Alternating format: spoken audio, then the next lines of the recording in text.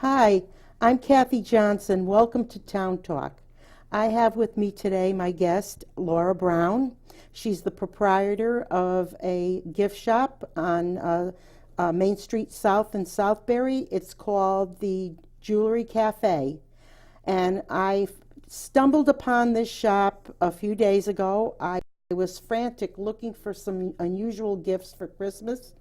And a gal I know suggested I try the shop. I didn't even know her shop was there. I walked in and it was a wonderland. It was an absolute wonderland. I'm wearing a scarf from the shop. I'm wearing these gorgeous earrings. And needless to say, I found two most unusual gifts for my daughters in my family. And I just love being in the shop. I must have been there, Laura, for about 2 hours, and then we had a great conversation. Yes, we did. And we have some things on the table. I'm wearing one of the scarves. I'm wearing a pair of the earrings that I wish I could go home with. And I'm going to turn it over to Laura. Can you tell us a little something about what you thought when you opened the shop, or what your thoughts are about gift shops? You know what, Kathy? You're so sweet. I will say that I'm an artist. I've been an artist for my entire life, but for 30 years. And what happened was I was doing the craft show circuit, and I actually had a shop once before called Lulabelle Gallery in Westville. And unfortunately, that shop didn't make it. And I always dreamed of doing it again. Right. But I thought, it's like, when would be the right time? I unfortunately chose, '07, the year before the crash, to pick as my time. Oh, absolutely. Yeah, why not, Because I just like it to be hard. But the truth is that I was doing craft shows, and I'm a jeweler, and I would look around at all the shows, and I would see that 40 to 50% of every craft show was jewelry. And I thought, you know what, if I do my first store was all kinds of crafts, and I had, the guy that made wood and every different kind of thing. This time I thought, let me just stick with jewelry, because jewelry is what women want, and it was always the jewelry booths that were filled. Right. So I thought, let me just do a shop that was really featuring jewelry, and in a way it turned out to be the worst idea, because then '08 hit, and no one needed jewelry. Jewelry all of a sudden, kind of became really a luxury.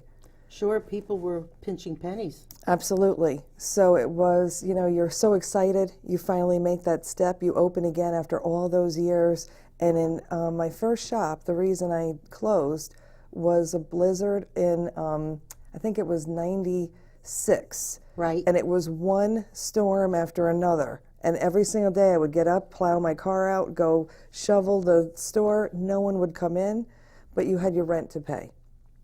And I actually went through every program that they offered for small business and for women in business, and every single thing, and nothing was going to save it. And it just had to go down. Well, they say timing is everything. That's true. And also, people are always looking for something that looks expensive, high-end, and is a bargain. I mean, that's with anything you do. You look for a restaurant that has the greatest food, the most food, for a bargain. Exactly. And it tastes good. So when I walked into your store, I was in heaven. I was in nirvana, and I couldn't. It was chock full of so many things that were unusual and different gifts, and that's what I liked. Well, I will say that, as a gift shop, but what it is that we feature artists. It's kind of a different take. What the deal is the landscape today of the gift world is changing so much. And I have found for myself, when I first came in, as I said, we struggled with the name. I thought of eleganza indulgenza. I'll just throw out as one of the worst ones. Yes. We had Nobody terrible names. Yes, and yes. if I think back, indulgenza, that would have been such a terrible name, going into that recession. But what it was is, you try to make, smart moves after you've already made some bad mistakes in the past. I wanted to redo things differently for this shop. And because I was taking actually rent from artists when we first opened, I had a big responsibility to make it, you know. Sure. I needed to be able to make sure that, you know, people were going to walk in the door. And boy, in '08, they weren't. And so then you have to try to figure out, gosh, how am I going to navigate this and stay alive? Well, I really think that what you named your store, the Jewelry Cafe, sounds very welcoming. A cafe is a place where you meet people, and that's how it was in there. Very cordial, meeting ladies, talking about things. It was an event, and you know, for a lot of shoppers, you can get in and out if you wanted quickly, but you could also make it an event, and your personality made it that event. Well, you were so fun to talk to. Well, thank you. But I will say that, you know, in all honesty, that name has been, it's so funny you even mention it, the biggest problem for me. No. I cannot begin to tell you how big a problem that the Jewelry Cafe as a name has been. And here's what the deal is. Again, struggling with the name. And one day I was on my porch and I was thinking, if this was just a coffee shop, everyone loves a cafe, and I would just name it the Jewelry Cafe. And as soon as the words came out, I thought, oh my God, that sounds kind of cute. And then I could do a menu of our services, and I started thinking of all these great marketing things. But the reality is that it was such a bad name, and I knew, okay, I'm in trouble, when I was advertising when I first opened for help. And this young man called, he was a teenager, it sounded like, and he was like, I'm not sure if you're a cafe or a jewelry store. Oh, no. But I work well in a jewelry store environment, and I like coffee, so call me. And I thought, cute. that is so cute. But I thought, oh my God, it's confusing. And I'll tell you to this day, what it is people do think you're a cafe, and for years, I'm going to tell you this, for years, I was listed as a restaurant. Oh, no. And not only was I listed as a restaurant, but I was actually held captive by Yahoo and some of the search engines. I would call and say, look, I'm not a restaurant, I'm a jewelry store, da-da-da-da-da. And they would kind of say, well, if you don't pay, we'll keep you under a restaurant. And what it is when people are obviously looking for you in a search, it's very important for you to be listed appropriately. What you are. Exactly. Yes. And yes. in addition to that, I found that I had reviews of my business as a restaurant. And I read about how my decor needed to be changed and my menu needed upgrading. Oh, no. And all this stuff. It was insane. So even to this day, I'll have people come off the highway and come in, and they'll be like, is there sandwiches? And I'm like, no. And they're angry, and they leave and go somewhere Laura, else. You do your best to try to, you don't know till you try it. You don't. It isn't easily seen from the road. It isn't. You It's have totally to look hidden. for it. Yeah. It's in a little strip mall there in Southbury. With dark windows. I have yes. like everything going against me. It's like, the name is wrong. The windows are dark. I'm set back. There's terrible signage. I struggle with what a lot of businesses struggle with. The reality is I pay a high rent. Mm-hmm. I'm in Southbury, and rents are high, and they're going to get even higher because they're maybe putting in that movie theater. Uh-huh. So when the movie theater goes in, actually a lot of, I heard, restaurants were already having their rents raised. Sure. And what it is that you're not allowed the sign on the street. Everybody's Oh yeah, got the zoning their thing. regulations, because they want to keep Southbury looking Very country nice. and nice. Yes, you are next to a big Italian restaurant, though. Yep. We'll tell people that it's a very large Italian restaurant, and you're right next door in that same mall. One thing I found about the store when I walked in was that I was sure I was going to get a gift that nobody else had. Something different for a person than just running into any store and coming out with a little necklace with a heart or this or that. I personally was able to find 2 wonderful gifts made out of wine bottles that are hanging decorations. And I mean, every place you looked, it was a local artisan doing something. Would you like to elaborate on that a little? Well, I do have to say that we feel very strongly about recycle. Oh, And right. the truth is that, we're about trying to do something more for future generations.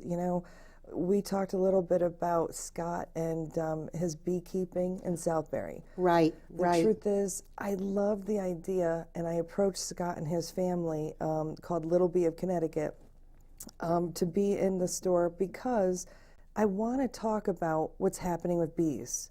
Yes. I want to, not only say, look, you know what, it's nice to have a local product and da-da-da, but let's actually use the forum to kind of talk about, what, maybe it's planting a flower in our own garden. How can we help? How can we understand? How can we teach kids even, what's going on? So I have to say that from those kinds of natural, roots, people like Nancy that's taking a wine bottle, and she's getting all people from her neighborhood giving her wine bottles and local Oh, yeah. restaurants. That's what I bought, the wine bottle decorative hanging piece. And what she does and how much effort and love she puts in and labor, it's really wonderful to have.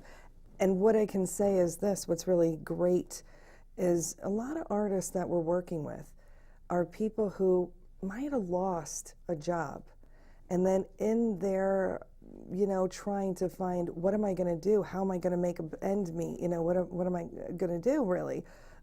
They have fallen back on their creative skills. And then what they have found is that, they can pay a few bills with their art. Sure. And so what used to be, when I grew up, it was all about, what are you going to go to school and do? And, have a real career. But I was always really an artist. So I went to school for journalism and creative ventures, but inside my heart, I really was somebody who wanted to make things. But I was kind of forced into that corporate-y kind of environment. Sure. And what I found that I feel so grateful for, and when you talk about shopping local and supporting a local artist, is that we have actually given a commission check that's gone into somebody's oil tank. Is that really that those people have found a way to bridge the gap between what they used to make and what they need to cover their bills. Well, isn't what our country was all about, and the true meaning of capitalism and all, that you take for yourself your God-given talents, whatever you have, and you're able in this country to make something of it. It's getting harder and harder because of greed and because of power and money rules. But the thing is, that was what it was all about, that you could open your business and use your talents. And I see that in your shop. I'm hoping to have Scott on, the beekeeper, to talk about bees. He was recommended to me by another beekeeper that the Oxford Land Trust had invited. And so I'm going to hope to have him on my show. And I just have to say that even the earrings I'm wearing, aren't they made by a local lady? Actually, Andrea Warner, who actually lives right in Oxford, is somebody in my hometown. She is supremely talented. She actually has a partner for her business, Too Tightly Wound, but they were teaching, wire wrapping at local, shops and doing things. But what I can say is that through an Etsy site, which is a website where local artists, can go online and have like their own little store, and then again try to create that income for themselves. Right. They were very successful with their wares, and I think even people in Hollywood are wearing some of those earrings. Well, I'm not surprised, because I looked at them today when you brought them with you, and of course I said I have to put them on, and I know I'm into purses and jewelry. I'm a shopper. It's an event for me. When I go shopping, it's an event. It's not that I'm running in a store to buy something. It is a whole event. It all depends on how well I'm treated in the store, what the product looks like. And I can tell you, I've seen in high-end jewelry stores earrings like this that are almost 3 times the price of these earrings.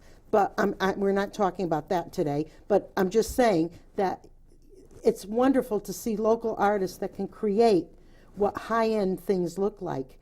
And they could be sitting in Bloomingdale's, and you would say, oh my God, that's a gorgeous piece. So, that's what I wanted to bring out, and that's why I got so excited about your store, because not only were there one-of-a-kind things there, but they were made by someone in the area. I have to say that, yeah, that is so sweet again, and I always am so touched, to be honest with you. An artist always is so grateful that anyone cares about what they make. And I will say that, what's so fascinating, and getting back a little bit to even, how I even survived, these years. I can tell you that, like I said, in '08, things were so hard. And I used to do birthday parties and jewelry parties. And this one wonderful, from Oxford, just so you know, group of Girl Scouts was doing a little, jewelry party. And they were saying, have you read the Twilight book? Have you read Twilight? And that was right when Twilight was going to take off. Right. And I said, gee, I don't really know about it. Tell me about it. And they mentioned that there was a bracelet in book 3 that Edward gave Bella, and they all wanted the bracelet. And if you had the bracelet, I bet people would buy it. Wow. So I went and bought the book, and then I read it. Okay, I found out about the bracelet, looked up Bella bracelet, and then I made, you made one? I made a design the best that I could. I looked out there to see, okay, what's out there, did my research, and then, I always try to, okay, how can I make this the best but at a really good price? And on Valentine's Day, and that was January something, I heard about that. Valentine's Day, I launched, jewelry for Twilight, and I had a line out waiting for me to open. Wow. And it was all the young girls. Wanting that bracelet? Wanting the bracelet and all the little Twilight things. And I have to say, I realized then the power of, culture, like what was going on. Artists very rarely, can tie into something that's happening. Right. And go in with a trend like that. But what it was is when those young ladies came in and I was working with that group, what do you think about this bracelet? What should I do? How should I make this better? When they loved it so much and they cherished it, and I'll never forget, like one woman came in, a charm had fallen off, and the girl was like, oh my God, we have that back. I felt so honored, that these girls were running around wearing these things. They loved it so much, even though I knew it was all a part of this, big cultural thing. Right. I did feel connected. Right. And it was so wonderful. But that trend, that movie, and that whole series of movies really helped us get through.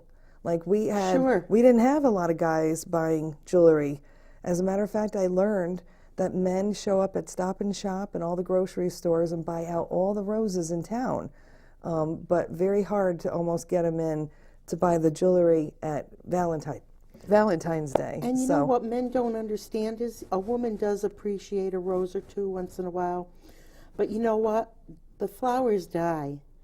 I have always cherished a small piece of jewelry that my husband picked out and thought I would love. And that's just the way it is with me. You were talking about bracelets. I know that there was a bracelet that caught my eye in the jewelry cafe, and I saw that it looked a lot like the bangles that are out there, but it was sterling silver, and you could pick whatever you wanted to put on the bracelet.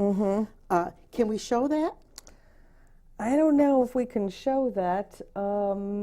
I'm going to throw that back and say that I have a sample, but and I'm happy to show that if we're allowed to, but I will say that... Oh, that might be a problem then. Maybe, but what I would say is that part of what we love about that is the personalization. The personalization of it. I actually have my eye on one of those, and I saw them in the store with all the charms you can pick.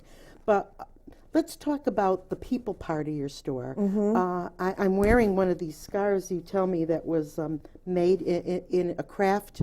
Can you tell us something about that, the craft part of your... Well, what I will say is, again, in trying to change what we're doing a little bit and trying to think about how we can go forward and, continue to survive. is we've, decided to take on workshops and ladies' nights events and different things, and what we did is we had a woman who had come in who had shown us how to do silk scarf dyeing. Oh. And I will say it has been, an incredibly popular and fun thing. And Give we're something doing for some the other ladies to do, come and learn, yep. And what, again, I love, and that I am just starting to see, and it's going to be something very interesting because I'm a people person, and I love, not psychology, but I love what makes people tick. Oh, yeah. And I have to say that I'm all about also women helping women and women being there for each other. Yes. And I will say that during these little events or things, ladies come out, it's their time, and I love the interactions, what's happening, that women are getting out there, and you know what, no matter what age, and even though, something might look very hard, they're doing it and they're challenging themselves and being very surprised at their results, even though they've maybe never been crafty. So they can actually come to the store, and you have a place where they can do crafts and have a community Absolutely. atmosphere. I think that's wonderful. My mother always used to say during the time that women's lib was very popular in the 60s when it was taking off, my mother would always say, women will never be liberated until they liberate one another. You're right. And that goes with that, to make each woman feel by another woman. And it's hard. Some women will not give another woman the stage. It's nice to see when women can get together and realize that they can be partners in what they're doing and have a great deal of fun doing it. And being in a jewelry store at that, just looking around at all the stuff, I love that idea. I really love it. I love this purse too, by the way. Anyway, what's fascinating? What's that? I read and I was watching, shows about centurions. Oh. And realizing, okay, they study the entire world. And where in the world are people living beyond 100 and easily like over 100?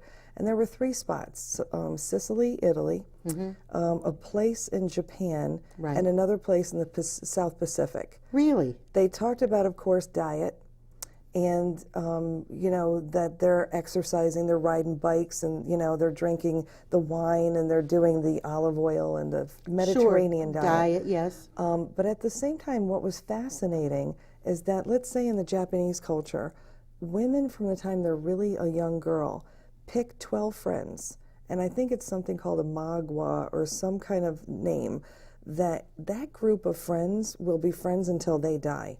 Oh, yes. Now, what happens is when one might have a hardship, the others in the group all help and lift that one up. If you lose a spouse or something, they're all there. You never, in that culture, ever feel alone. Wow. You always have somebody. And in the Italian Sicily culture, older people are revered. And it's like you're part of the family. And it's not as if you go off, live by yourself, da-da-da. You're a vital part of the family, until you die. Yes. And what I saw and what was so great about these types of things is that community. There are some women who have friends that they've been friends for years, and they do things and they get together, and all I could think of is keep that friendship, have that, because I feel what we're doing in our society a little bit. I grew up as an Italian, and I just expected that one day when my mom got older, I would take care of her. That's what I saw growing up, and that's how I thought it would be. She's looking into places to go live and this and that. She feels she needs to do that. But what it is she's like separating herself, and, she will live, more alone because, you're busy doing your life, doing your thing. She doesn't want to be a burden. And I think that it can shorten your lifespan. But if she looked at it like, hey, I'm part of this family and I'm active and I'm doing things and that's my daughter, I'm living with her and da da da. I just feel like in a lot of ways we are, in this country, we're isolating ourselves. we're not as community sometimes, and we're so stressed. And I think it's all adding to, Well, you know, Laura, I have to agree with that because, well, it's no secret why we connected and why I try not to talk too much with my hands. I happen to be half Italian. My father was, family was from around Naples. That Me area. too. Okay, there we go. And my father had light eyes. He had green eyes. And you know, people couldn't believe I was Italian. I had the green eyes, and the other half is Greek. My mother was Greek. And so, of course, I don't know what the Mediterranean diet did for me, but at any rate, maybe I would have been worse off. But anyway, it's beautiful. Those are cultures that do value. And I agree with you when we go off on a little bit of a tangent about women, because we have jewelry here and women wear it and all, and we should be talking about women. I think today you have a tendency now. I'm 67, so I'm telling my children, I'll pick where I'm going to be. Don't you worry about me and all. You don't want to be a burden, but those were the days in the first generation Americans here from immigrants that did take in their family, did take care of them, and also bought them presents. I hope. But that's very interesting. And I would think everybody benefits from that. You know, the truth is that, you know, as much as maybe it's going to be work, I would always have looked forward to the opportunity to take care of my mom the way she took care of us. Right. And I would think there's a joy in that, and a gift, in all honesty. You know, that you know that before, you know, when that person really passes, you've done everything for them that you could do, instead of just making the trip over, you know, and da-da-da-da-da. But it's a changing world. Everything is changing so much anyway. World. Well, you know, there was a time, Laura, that I'd had 25 people in my living room for Christmas. Sadly, most of them are moved away or passed, and now I'm Christmas dinner for me will be my son and my husband and I. Small, but then we'll go over to my other son's house. We'll have a time. But I do miss, as much as they're underfoot and they're in the kitchen and they're glued to your ear, you're trying to cook the turkey, you're trying to cook the leg of lamb at Christmas and whatever. I do miss the hubbub, and I do miss all the gifts. Yep, that's it. A lot of people bringing gifts and things like that. And gift giving has changed. Tell me how gift giving has changed. I will say this, you know, Kathy, I am depressed about the state of gift giving. You don't look like a person that's depressed, but at any rate, if that's the word, yes. I will say that I have always been, and I can tell by your spirit, you are the same. I've been a gift giver. Oh, I do love to give gifts. Yes. I've always made things, done things. I enjoy, so I actually hate when people give me a gift. I don't even like getting a gift, but I love giving it. I can't wait, and as a, you know, especially if I know it's like the perfect thing or da da da da da. But what it is, you know, I've seen even just over a short number of years, it really changed so dramatically. I don't remember when we had the first kiosk of gift cards in our, you know, stores, but the kiosk of gift cards is changing everything about, you know, Christmas. A lot of people are really just getting a gift card, and today, it's all about a specific list of exactly what everybody wants. You know, in the past, part of the joy of Christmas was thinking about people and what would they want and kind of going out of your way. My mom was the kind of woman, bless her soul, that she would, during the year, be on vacation, be somewhere, da-da-da, and pick things up, hide them around the house, and sometimes never even be able to remember where they were. Yes. But she always had thoughtful little things that she would find in little out-of-the-way places. And instead of the mad dash to commercial outlets, you know, to pick out that one thing that, you know, somebody needs or something that they didn't buy for themselves. Because today, if we want something, we buy it for ourselves.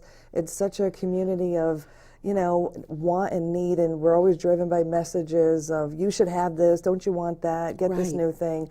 And, you know, people, and rightfully so, have no idea what to give people anymore. And Well, you know, that was my dilemma the day I walked into your establishment.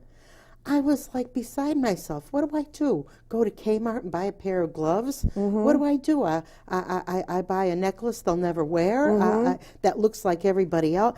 And there I walked in and I said, well, I think I was there 2 hours. I must have been.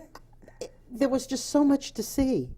And so I got to pick something that was meaningful, that somebody else made, and that it was fun to give it.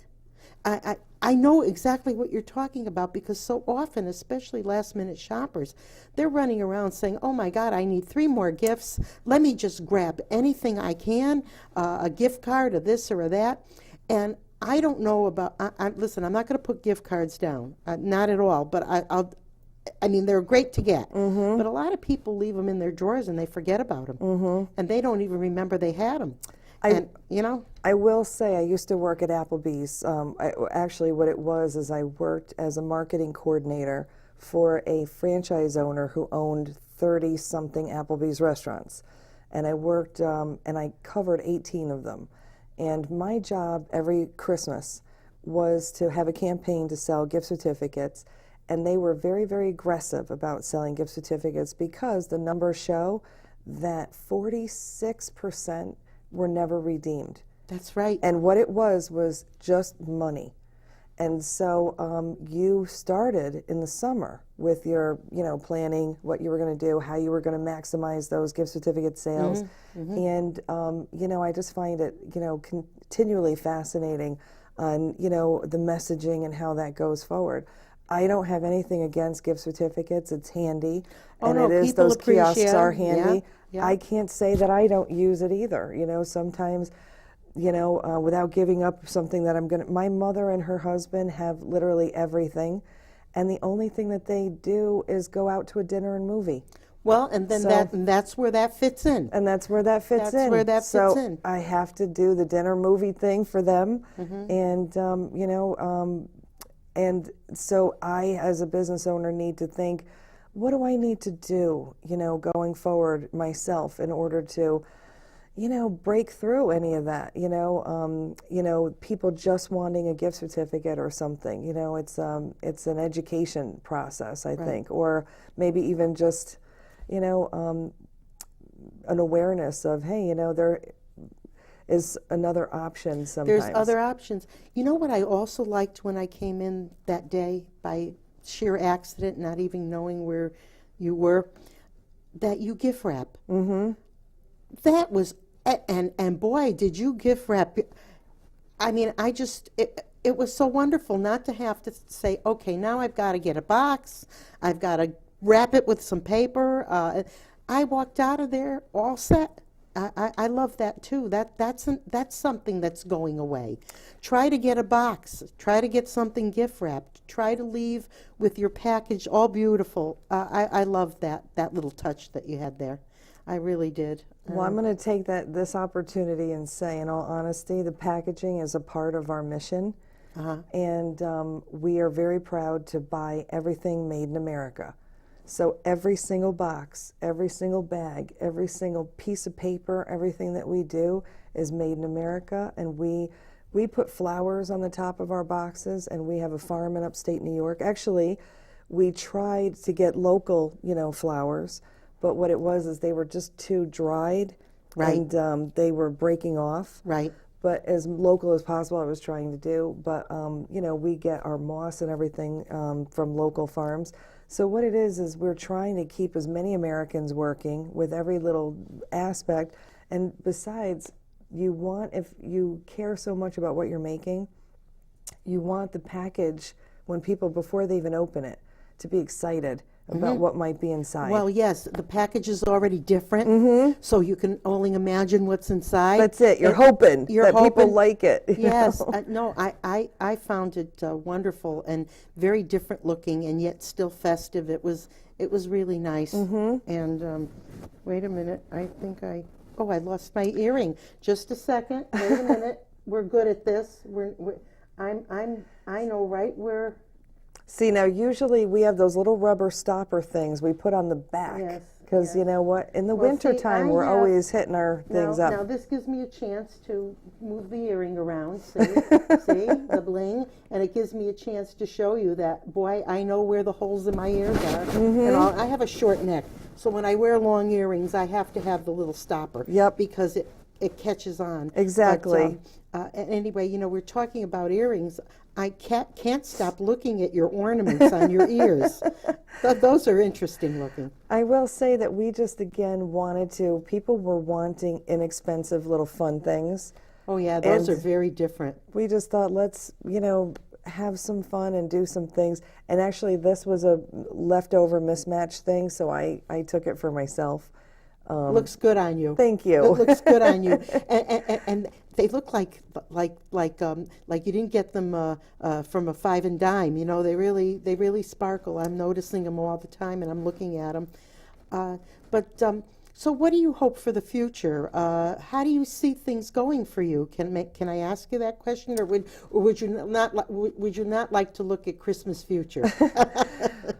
I have to say, it is probably like that, that movie right now with Scrooge, like right, taking a look forward and backwards. Yeah. But, in all honesty, I need to change in order to survive going forward.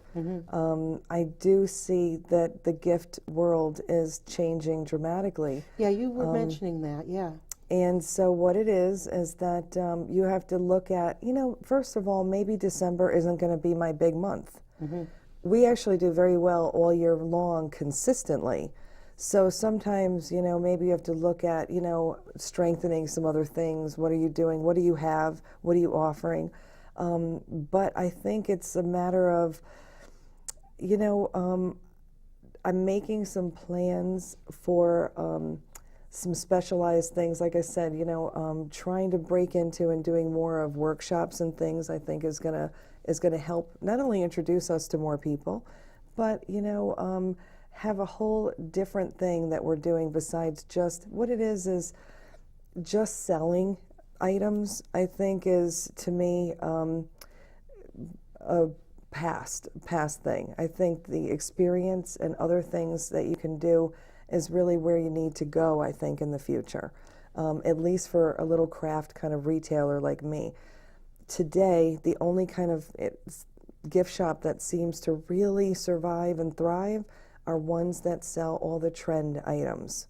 And how it's kind of working out, which is kind of fascinating, is that if there's a trend item, like let's say your Pandora bracelet from back in the day, you have to make a big investment, $12,000, $20,000 To even get the line. to buy into it. Yes. And then what happens is they give you an exclusive in your town. So they are deciding that you're the only one that's going to get that in that town. So you know what? If everyone wanted that trend item for the holiday, you're going to be the one store that everyone's going to go to for that trend item. So it's kind of like if there is, a business that's getting all the trends, then that's kind of where people are going. And by nature of how they operate, that no one else in town can have the item as well, it's really almost like kind of selective, deciding who is going to make it in that town. Well, that's exactly right. And you and I, being women, we went with those trends, and there were certain brands you could only buy in certain places, and they had to be far apart from each other. They couldn't be that.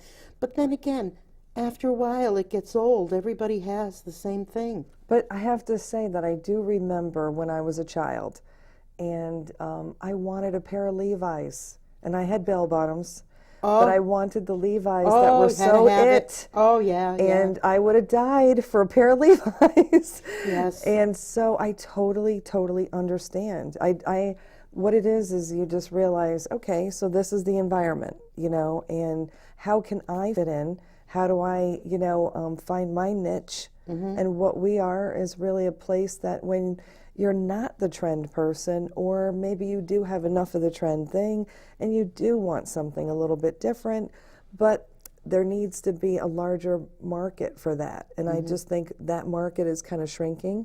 Right. And the one that's really large is the trend market.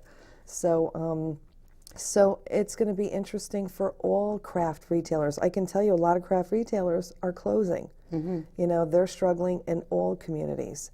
And I talk to artists that sell wholesale. Like, I'm actually beginning to sell wholesale. And I'm going to be doing a show in March that's the Boston Gift Show, where I'm going to sell my work to other gift shops. Right. And that's another way for me. As a matter of fact, a lot of artists that have a shop also sell their work. So what it is that I've talked to artists across the country, and they're all saying a lot of my accounts are closing.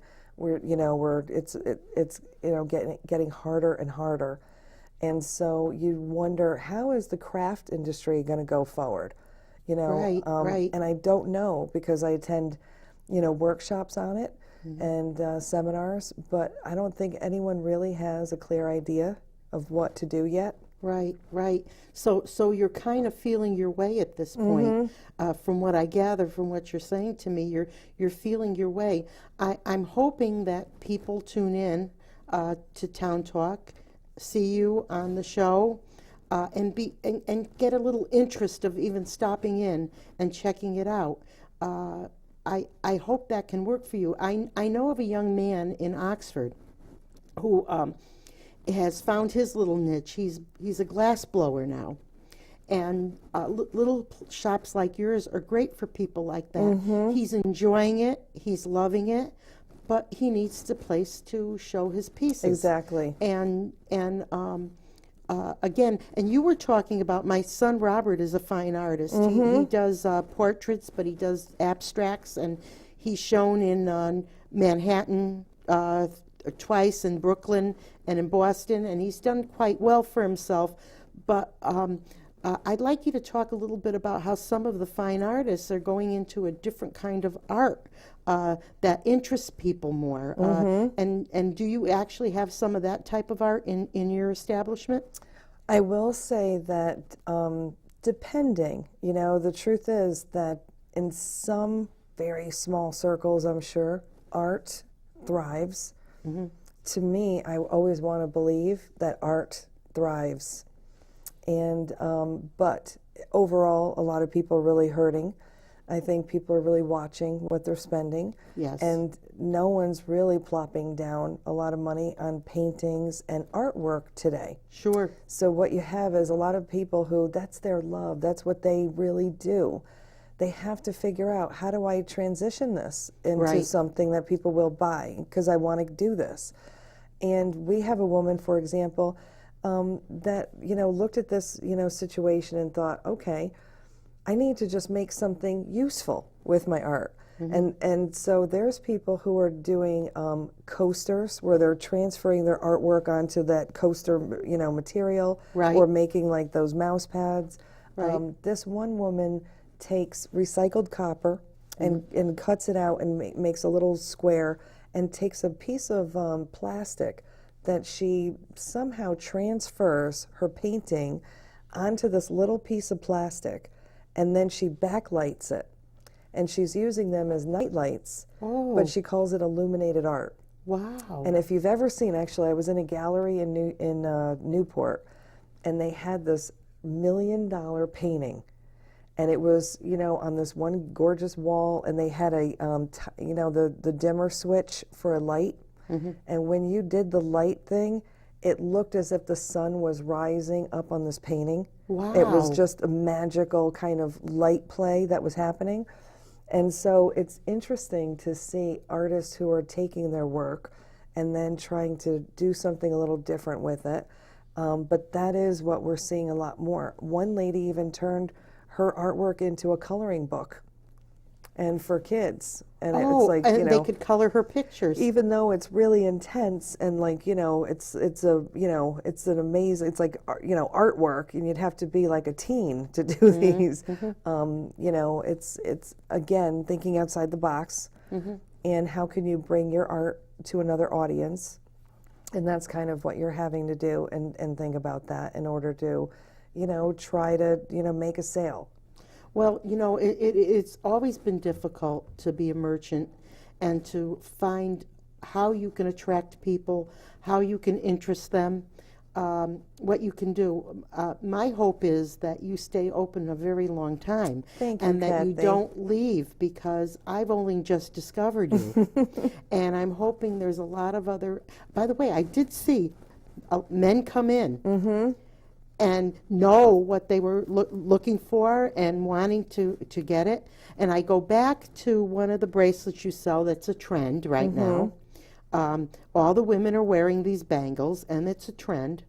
And I go back to the one I saw that caught my eye, that not only is it affordable, but it's sterling silver. And you have a plethora of charms that can be put right there on it at that moment.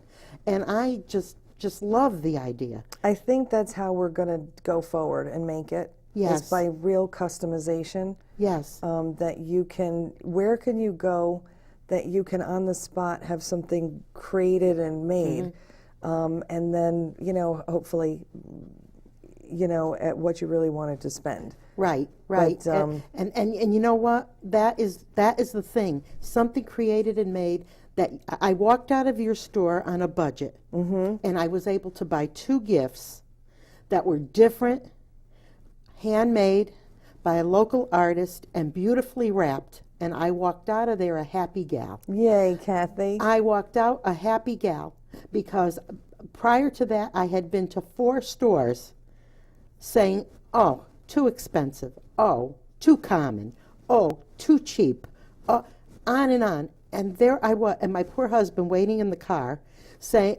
having to come in and wondering where I went. Well, where I went was my eye had to go on every single item in that store.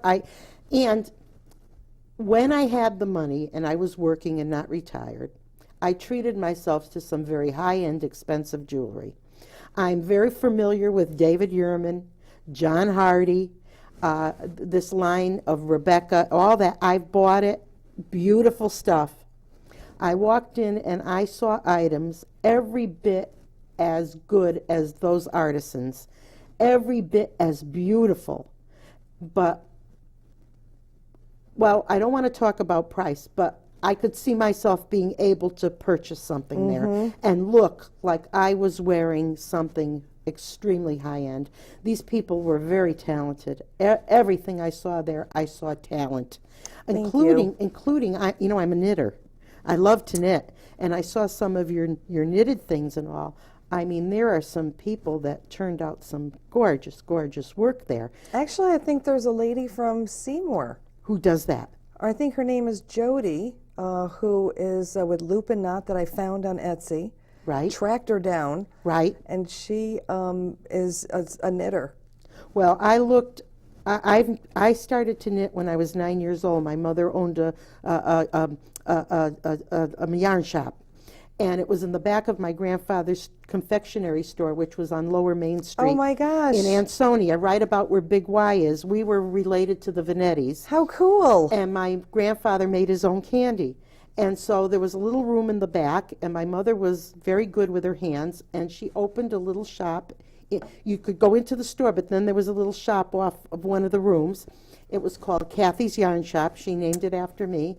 And I was taught to knit at 9 years old. And I've been knitting ever since, so I know, I mean, these were perfection. I mean, perfection. Thank you. I have to say that. I can see myself coming more and more often back to your store and praying it'll be there, and hoping that those who know me in Oxford, because I was a former first selectman and I've been in Oxford 40 years, and those who know me from the area will listen to this show and take some time to just stop in. Can you give us, we've got a few more minutes left, can you give us the name? Really? The time has just gone so fast. The time is flying. I was just given the sign that we've got about 7, 8 more minutes. And can you tell us where you're located and the you know, and tell a little something more that you want our audience to know about the Jewelry Cafe? Well, I am located in Southbury on Main Street South.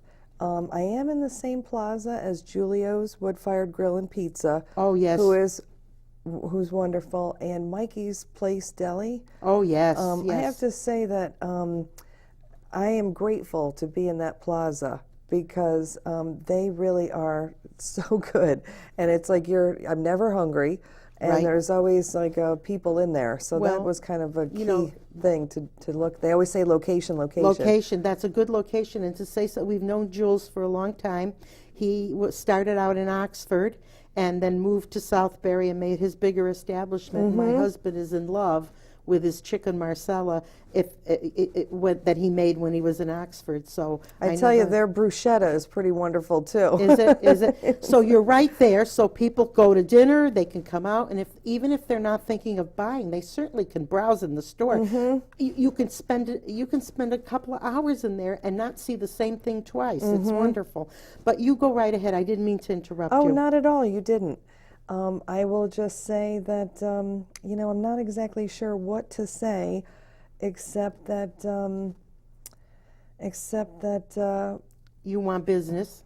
You want people to come in. well, I guess what it is this. My husband always says, if you put the flag out for there are certain people who love what we do, and that's what we're looking for. People who really appreciate something that's made by hand. Now, Main Street South, if anybody knows, is where the Dunkin' Donuts, that street that goes Exactly. straight from the plaza, right straight down. You're on the Exactly. right-hand side going down from Southbury. Exactly. Center of Southbury. And again, Laura Brown. Yes. Wonderful to have you as a guest. When I met you, I knew you'd be perfect for the show. We wouldn't have to run out of words as two women. And I urge everyone to visit your shop. I'm so grateful for the opportunity. I really am. Thank you so much for inviting me. Laura, thank you very much. Thank you for Thank being you. here as we shake hands over this gorgeous purse. Are you watching, Wayne? Christmas? Okay. Well, I'll say goodbye. Thank you. Thank you all.